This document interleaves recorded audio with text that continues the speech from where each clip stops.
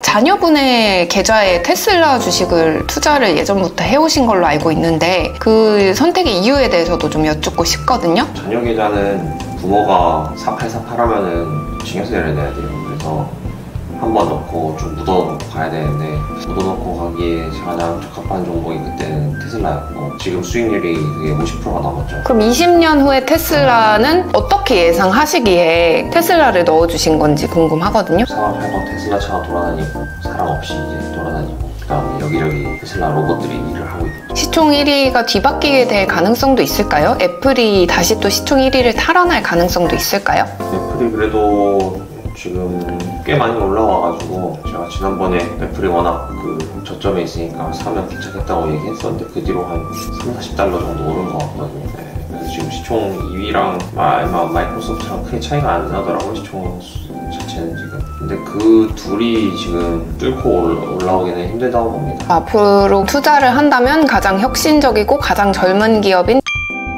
조금 더 투자를 해보고 싶다라는 그런 입장이신 거겠네요. 네, 그리고 뭐 좀 더 한다면은 구글 정도? 안녕하세요 여러분. 이번 주에도 시장을 뜨겁게 달군 한 뉴스들 모아왔습니다. 최근 재미남님께서 투자 포트폴리오를 리밸런싱한 이야기부터 저의 비트코인 투자 고민, 그리고 환율 급등 이유와 미국 주식 열풍 재점화, 카카오톡 업데이트 논란과 시장을 뜨겁게 달군 이슈들을 여러 개 훑어보면서 여러분들과 투자에 대한 인사이트를 얻어가 보도록 하겠습니다. 놓치면 안 될 이슈들만 가져왔으니까 함께 보시죠. 재미남님께서 엔비디아 비중을 줄이고 테슬라를 매수하셨다고 이야기 좀 들어볼 수 있을까요? 엔비디아를 좀 팔았고 20% 정도를 팔았고 100% 들고 있다면 20% 정도 파셨다는 말씀이시죠? 네, 그리고 테슬라를 매수를 했습니다. 20% 가지고요? 네, 그렇죠. 몇 월 며칠에요? 9월 26일. 그렇게 판단하신 이유는 좀 여쭤볼 수 있을까요? 엔비디아가 지난주에 이제 오픈 AI에 투자한다는 얘기가 나오면서 폭등을 했다. 그 뒤로 이게 폰지 같은 구조다 이러면서 또 분위기가 요상해지면서 떨어졌거든요. 그래서 일단 좀 비중을 줄여보자 해서 20%를 팔았고, 반면에 테슬라는 제가 계속 말씀드렸고 최근에도 계속 이제 오르고 있기 때문에 아직 예전 정고점을 회복하지 못한 테슬라에다가 투자를 하는 게 맞을 것 같아서 테슬라에다가 돈을 넣었고. 근데 오르지 못하는 거에는 오르지 못한 이유가 있는 거잖아요. 오르지 못했다고 해서 나중에 오를 거다라고 판단한 이유가 있을까요? 빠졌던 거는 트럼프랑 사이 틀어지면서 빠지고, 그 다음에 모델 Y 뭐 판매량 떨어지면서 빠지고 막 이랬는데 시간이 지났잖아요. 그래서 실제로 회복이 어느 정도 됐을 거예요. 중국에서 판매량이랑 한국 판매량은 지금 최고 기록이고, 유럽 판매량은 제가 최근에 안 찾아봐서 모르겠는데 아마 유럽 쪽 판매량만 회복이 된다면은 기존의 그 판매 예상치를 다 회복하는 수준이 되지 않을까. 그 CEO 리스크에 대해서 예전에 언급을 해주셨잖아요. 그렇죠. 또 발생할 수도 있는 문제잖아요. 언제든지. 아니요. 이번에 보상안을 이사회에서 통과시켰기 때문에 다시 발생하지 않을 겁니다. 그거 보상안 통과되면서 최근에 주가가 엄청 올랐죠. 보상안을 통과되면은 그런 리스크가 다시 발생되지 않는다는 말씀이세요? 그렇죠. 그리고 예전에 그런 얘기도 하셨잖아요. 테슬라의 CEO인 일론 머스크가 갑자기 비행기 사고로 사망하게 된다면은 뭐 이 회사의 주가는, 그리고 이 회사의 향방은 아무도 알 수 없다. 그 리스크는 아직도 갖고 가는 거죠. 그건 지금도 유효합니다. 그 리스크는 안고 가는 거죠. 다만 머스크가 이제 정치 활동은 완전히 접었다고 보여지니까 비행기 타고 왔다 갔다 할 일도 없을 거 아니에요. 텍사스 공장에서 처박혀서 일할 거 아니에요. 그 리스크도 많이 줄었다고 보는. 일론 머스크가 안 죽기만을 바라야 되는 그런 상황인 건가요? 그렇죠. 이제 저희 돈이 들어갔습니다. 그런 상황. 그리고 또 자녀분의 계좌에 테슬라 주식을 투자를 예전부터 해오신 걸로 알고 있는데 그 선택의 이유에 대해서도 좀 여쭙고 싶거든요. 자녀 계좌는 부모가 4848 하면은 증여세를 내야 돼요. 그래서 한 번 넣고 좀 묻어놓고 가야 되는데 묻어놓고 가기에 가장 적합한 종목이 그때는 테슬라였고 지금 수익률이 그게 50%가 넘었죠. 그럼 20년 후에 테슬라는 어떻게 예상하시기에, 자녀가 지금 2살인가요? 2살 자녀 계좌에 테슬라를 넣어주신 건지 궁금하거든요. 테슬라가 1위를 하고 있을까요? 사방팔방 테슬라 차가 돌아다니고 사람 없이 이제 돌아다니고, 그 다음에 여기저기 테슬라 로봇들이 일을 하고 있죠. 경쟁자가 나타난다면요? 경쟁자가 늘 있을 겁니다. 아이폰도 늘 경쟁자가 있었죠. 어차피 시장을 100% 가져가는 것은 불가능한 거죠. 어쨌든 테슬라에 베팅을 하셨다라는 말씀이신 거고요. 그럼 엔비디아는 앞으로 전망이 어떻게 보고 계실길래 엔비디아 비중을 좀 줄인 건지 궁금하거든요. 엔비디아는 확고한 1위 업체지 않습니까? 그러다 보니까 여기저기서 시기 질투를 많이 받는 것 같아요. 그러니까 뭐 오픈AI에 투자한다고 그러면 그걸 폰지라고 공격을 받고 있고 이러다 보니까 주가도 제일 안 오른 종목이 엔비디아거든요. 근데 이제 실적이 나와야 될 것 같아요.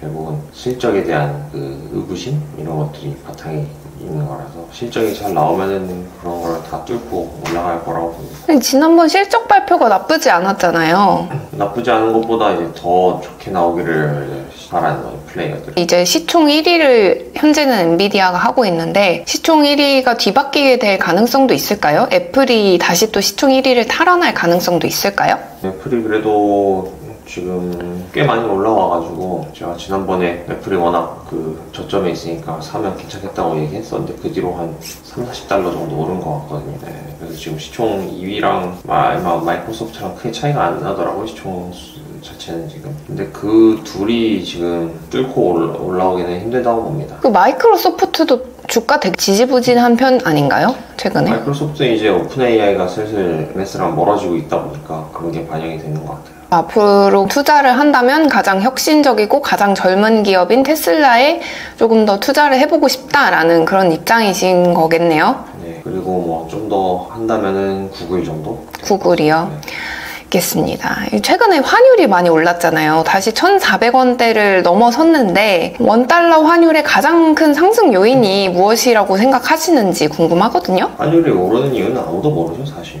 오르고 나서 뭐 때문에 오른다 다 말 갖다 붙이는 건데 지금 말 갖다 붙이기로는 트럼프가 우리나라에 돈 요구하는 것 때문에 오른다고 하는데 사실 그거는 내가 봤을 때 그냥 하는 얘기 같고요. 이거 지금 환율 오르기 직전에 환율이 갑자기 뚝 빠졌어요. 1390몇 원 하다가 갑자기 1380원까지 내려갔었거든요. 그 뒤로 갑자기 또 오르면서 지금 1411원이 된 거란 말이에요. 회사에서 그런 이야기를 하시나요? 네, 그래서 그런 이야기 하고 다니지 마세요.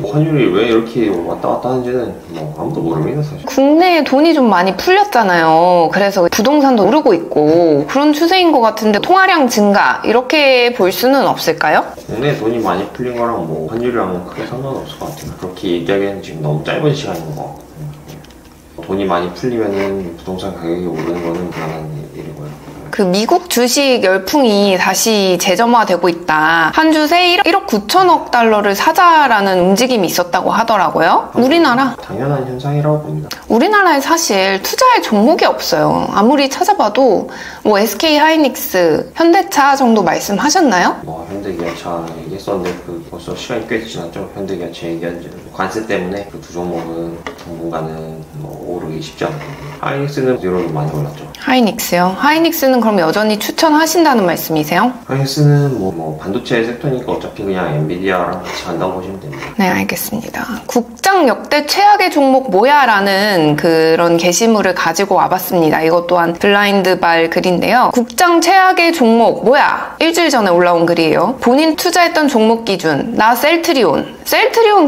투자 경험 있으시잖아요. 셀트리온이 최악이면은 다행인 겁니다. 그 밑에 댓글에 있듯이 SK I 테크놀로지라고 IET거든요. SK IET. 네, 마이너스 80% 90%. 지금 현재 상패는 안 됐죠? 그래도. 상패는 안 됐죠. 신라젠이라는 것도 있고 또 LG생활건강 이거 사고 건강 악화됐다 이런 얘기도 있습니다. LG생건 뭐 160만 원대 샀으면은 지금 거의 뭐 삼성 SDI 이거 사고 물리신 분도 많으시잖아요. 배터리 작년 딱 요맘때쯤이었던 것 같은데 한참 꼬꾸라박기 직전에 이제 작년이 아닌가? 뭐 재작년인가 그게? 그렇지만 최악의 종목은 바이오 계잡주가 최고입니다. 셀트리온도 많이들 언급하시는 거 보니까 셀트리온은 그래도 버텨주잖아요. 근데 셀트리온이 가장 많이 언급됐어요. 셀트리온에서 기억에서 지우고 있었는데 다시 쌍욕 나오네 이런 얘기도 있었고 또 신풍제약 이런 얘기도 있네요. 바이오 계잡주들은 비교가 안 됩니다. 바이오 잡주에 투자를 하는 거는 사실 돈을 잃을 각오를 하고 하는 거잖아요. 셀트리온은 투자를 한다는 거는 다른 마음일 것 같아요. 그럼 바이오 잡주에 투자하는 것과는. 그 삼성 SDI 이런 것도 준수한 사람들이 선택하는 종목이거든요. 그래도 삼성 이름 붙었고 또 SDI 출신 유명한 분들이 많으니 믿어보자 해서 갔는데 어떻습니까? 현실은. 카카오도 있네요. 카카오도 꽤 많이 언급이 되고 있습니다. 코로나 시절에 그때 카카오페이, 게임즈 이런 거 장난 아니었죠. 어쨌든 국장의 최악의 종목. 개인적으로 재미남님께서는 어떤 게 가장 최악의 종목이다. 이거는 정말 쳐다도 보기 싫다. 이 회사 들어간 제품은 사지도 않는다. 이런 거 있으신가요? 뭐 딱히 그 정도로 된 거는 없네요. 저는 사실 카카오에 좀 물렸던 경험이 있는데 이번 업데이트 논란을 보면서 또 한 번 느꼈습니다. 근데 그때는 좀 시기적으로 다 좋지 않은 때에 들어가서 사실 이 회사가 잘못이라고는 할 수 없는데 최근에 카카오 들어가셨다가 최근에 또 국장 분위기 좋았잖아요. 올해 초 중반만 하더라도 그때 이제 AI다. 역시 우리나라 AI 종목은 카카오다. 이러면서 카카오 들어가셨다가 최근 업데이트 논란에서 주가가 한 마이너스 6 정도 빠진 걸로 알고 있는데 그래서 좀 손해를 보신 분들도 계실 것 같은데 일단 기다려보시는 게 좋을 것 같고 최근 카카오톡 업데이트 논란이 아주 뜨겁게 달궈지고 있습니다. 그것 때문에 카카오 주식이 빠졌나요? 주식이 또 많이 빠지고 있습니다. 어제부터 해가지고요. 하루 만에 6.4%가 빠졌어요. 6.4% 빠졌고요. 다음 주부터 또 어떻게 될지 모릅니다. 근데 이게 사실 사용자가 이탈하진 않을 거 아니에요. 뭐 체류 시간이 줄 수는 있어도 체류 시간이 준다 이런 데이터가 있냐? 그건 아니거든요. 앞으로 또 어떻게 될지 모르니까. 근데 사실 처음에 이렇게 좀 파격적으로 욕먹었던 서비스들이 나중 가서는 사용자가 늘어나면서 인정받게 되는 경우도 있어요. 어떻게 보시나요? 뭐 그런 경우도 있긴 한데 이거는 좀 결이 다른 것 같아요. 아예 결이 다르다고 보시나요? 네, 사용자, 소비자, 일반적인 사람들의 그 패턴을 전혀 고려를 안 한 것 같아요. 그러니까 그 패턴이라는 게 이제 스마트폰, 그러니까 정확히는 카카오톡이 출시되고 나서 벌써 거의 20년에 가까운 세월이 지금 흐른 거잖아요. 20년이나 됐어요? 2008년 정도에 아이폰 3GS 나왔을 때 그때 카카오톡이 있었으니까 20년 가까이 됐단 말이에요. 지금 저희가 광고나 뭐 온갖 거를 다 문자로 받잖아요. 네. 문자 앱은 이제 별도로 돼 있으니까 그냥 문자는 이미 거의 쓰레기통이란 말이에요. 그 다음에 페이스북이나 인스타 이런 그 소셜 네트워크는 내가 그 친해지고 싶은 사람만 친해진 거예요. 그러니까 네, 사람들이 맞아요. 페이스북에서 인스타로 옮겨간 것도 페이스북을 이제 너무 많이 쓰다 보니까 친해지고 싶지 않은 사람들도 막 친해지게 친구 맺고 막 이렇게 돼서 내게 보여지는 게 싫어지고 뭐 이런 게 있어서 이제 인스타로 넘어갔단 말이에요. 네. 인스타는 페이스북보다는 훨씬 더 계정을 삭제하거나 아니면은 뭐 차단하거나 뭐 이런 게 훨씬 더 용이하단 말이에요. 네. 부담이 별로 없거든. 근데 카카오톡은 이제 우리나라에서는 거의 약간 이 둘 사이에서 원래 있었는데 SMS, 그러니까 문자에 더 가까워졌단 말이에요. 네. 왜냐면은 그게 자동으로 내가 그러니까 남을 일방적으로 등록을 할 수가 있잖아요, 거에다. 네. 근데 그거 제가 그걸 또 차단해놨어요. 저는 그게 싫어서. 여기 차단하려면은 막 일일이 사람을 아니 그냥 그거 설정에 들어가서 하면 돼요. 다른 사람이 나를 친구 추가 못하게 하기 이렇게. 그러면 어떻게 되나요? 그 사람이 내 핸드폰 번호를 가지고 있어도 추가가 안 돼요? 네. 추가 안 돼요. 근데 그거는 언제 생겼어요, 거기는? 그거는 꽤 그것도 업데이트 하면서 생겼어요. 그런 기능이 있었어요? 네. 그래서 그래 전화번호로 친구 추가 허용 이거를 꺼놓으면 된다고. 이걸 끄면 되는구나. 전화번호로 나를 친구로 추가하는 걸 허용하면은 내 프로필 사진을 보는 것도 안 되고 나를 카카오톡 친구로 추가하는 것도 안 돼요. 그러면은 그 사람이 이걸 꺼놓으면은 내가 그 사람을 추가하고 싶으면 어떻게 해야 돼? 본인이 그 사람이요? 본인은 꺼놓고? 그러면 되죠. 그 사람이 안 서로 꺼놨으면. 꺼놓으면은 둘 다 안 되네. 둘 다 안 되는 거고. 그런 거죠. 그것도 골 때리네. 뭐 골 때려요. 골 때리기까지는 않죠. 근데 저는 이게 카카오톡의 불편함과 한계를 언제 느꼈었냐면 기자 생활을 할 때 진짜 많이 느꼈거든요.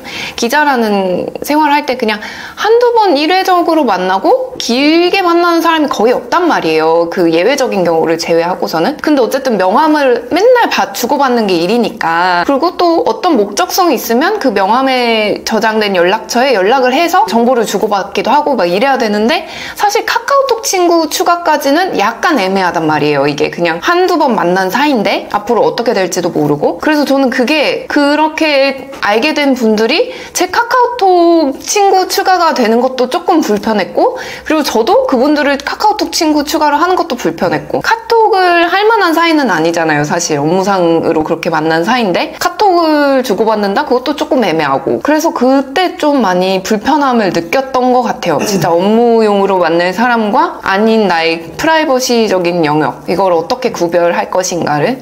근데 이번에 카카오톡 업데이트가 되면서 아예 그 경계가 허물어졌고 그냥 진짜 모든 사람들이 나의 사생활과 나의 가지고 있는 사진들을 대문짝만하게 보게 된다. 이게 저는 너무 큰 부담이 있어가지고, 저는 원래 카카오톡에 사진을 안 올리기도 하는데 아무튼 그런 게 좀 부담이 많이 됩니다. 내도 왜 사람들이 이런 기능이 있는지도 모르고 쓸 텐데, 이게 2003년 9월에 업데이트된 거라서 나도 모르고 있었단 말이야. 근데 본인이 약간 무지한 거 아니에요? 그건 좀 유명한 기능인데 얼마 안 됐잖아요. 그러니까 오래된 기능도 아니고, 그러면 그 사이에 이미 추가된 사람들은 막을 수도 없는 거잖아. 네, 그렇죠. 그건 그렇죠. 그래서 오히려 더 안 보게 된다. 왜냐면 너무 많은 그런 방대한 인력들이 있기 때문에 오히려 더 안 쳐다보게 된다. 그런 문제점들이 있었던 것 같습니다. 연구를 좀 안 한 것 같긴 하고, 그 다음에 선택지가 없잖아요. 네. 메인 화면을 바꿀 때 선택지가 온오프 기능 기존 나올 거야. 근데 업데이트 할 것 같아요. 기존 거 그대로 유지하는 게. 조금 너무 강압적인 느낌이 없지 않아 있었다라는 것 알겠습니다. 또 카카오톡이라는 브랜드가 있잖아요. 그래도 카카오가 아무리 문어발식으로 여러 가지 사업을 펼친다 해도 카카오톡이라는 그 브랜드 아이덴티티 자체가 있는데 그것에 좀 충실하지 못하지 않았나라는 생각도 듭니다. 뭐 쇼츠니 막 SNS 같은 그런 기능이니 하는 것들이요. 알겠습니다. 제가 올해 초부터 비트코인 투자를 계속 해왔잖아요. 근데 아무래도 좀 지지부진합니다. 투자 결과가요. 지금 그때 저희가 공유드렸던 수익률에서 또 많이 떨어져가지고 한 8.25% 정도의 수익률이 나고 있고, 평가 손익도 공유드렸던 투자 성과에 비해서 손익도 많이 떨어진 상태입니다. 저는 그 뒤로 그냥 추가적으로 소액의 금액씩 꾸준히 매수를 했을 뿐 매도는 따로 하지 않았는데요. 네, 이거가 아무래도 많이 고민이 됩니다. 이게 올해 연 수익률을 이제 재미남과 재미녀가 비교를 해봤을 때 제가 완패거든요. 그래서 이게 맞나, 이거 비트코인을 계속 가져가는 게 맞나 하는 고민이 드는 시점입니다. 고민이 될 수밖에 없죠. 그래서 여러분들은 비트코인 이게 성과가 안 나면은 사실 투자 시장에서는 얄짤 없습니다. 돈 안 되면은 그냥 컷입니다. 투자 시장에서는 뭐 이 종목이 예뻐서 샀다, 아니면 뭐 이 종목이 끌려서 샀다, 이런 거 없습니다. 그냥 돈 안 되면 자르는 거라서 뭐 언젠간 오르겠지라는 그런 믿음도 사실 좀 종교적인 믿음 아닌가 싶기도 하고 그렇습니다. 돈이 안 되면 뭐 다른 걸로 갈아타야죠. 비트코인의 최악의 시나리오 뭘까요? 갑자기 사토시 나카모토가 돌아와가지고 비트코인 다 허상이다 이렇게 발표함. 지금 비트코인의 최악의 시나리오는 양자 컴퓨터가 활성화되는 것 같은데. 근데 제가 양자 컴퓨터 관련해서도 다 그 얘기 들었었거든요. 관련 전문가분들께. 사실 모르겠습니다. 시장에서는 시장 가격만이 진실을 얘기해주고 있는 거라서 어쨌든 올해는 떨어지지도 않고 오르지도 않고 그냥 지지부진하게 그래도 8% 정도? 8.29 또 순간 내려갔네요. 어떻게 보면 커버드콜 ETF보다도 훨씬 못한 성적이죠. 근데 이 커버드콜 ETF는 환율 방어가 안 되잖아요. 환율 방어가 왜 안 돼요? 그거는 환 해지 상품이 아니라서 환에 그대로 노출되어 있는 상품이라서 환율이 오르면 계속 올라요. 같이 오르나요? 네. 아, 그래요? 네, 환 해지 상품 아니에요? 그 상품이 올라요? 그 가격이? 네, 가격이 올라요. 아, 그래서 최근에 많이 올랐나 봐요? 네. 어쨌든 그걸로 갈아타야 되나 싶기도 하고 여러 가지 생각이 듭니다. 비트코인 투자자분들께서는 요새 어떻게 하고 계신지 궁금하고요. 비트코인 투자자가 다 사라진 것 같은데요, 요즘? 요새 유튜브에 많이 안 나오죠. 이럴 때 사야 돼요. 제 경험상 이럴 때 사는 겁니다. 물론 근데 이럴 때 사는 거라고 하기에는 가격이 좀 비싼 면이 있어. 가격이 지금 한 7만 달러 상태에서 이렇게 지지부진하고 있으면은 이렇게 지지부진하다가 이제 하방 찍느냐의 문제 아닐까? 하방을 한번 세게 찍을 때 그때 딱 들어가면 되는데 그게 한 7만 달러, 지난번에 7만 8천인가까지 한번 빠진 적 있잖아요. 거기에서 더 안 빠지고 다시 올라와가지고 10만에 있다가 지금 11만 정도 있는 거니까 생각보다 잘 버티고 있단 말이지. 그냥 버티고만 있어. 그러니까 그게 이상한 거야. 뭐가 이상해? 버티는 게. 왜냐면 더 빠져야 되는데 확실히 그게 뭔가 더 올라야죠. 그게 그 영향이 있는 것 같으니까 비트코인 ETF 뭐 이런 게 생기면서 얘가 버티는 것 같아. 이제 돈이 들어와 있으니까. 이제 개인의 영역은 아니라고. 개인의 영역이 아니고 다 기관과 큰 손들을.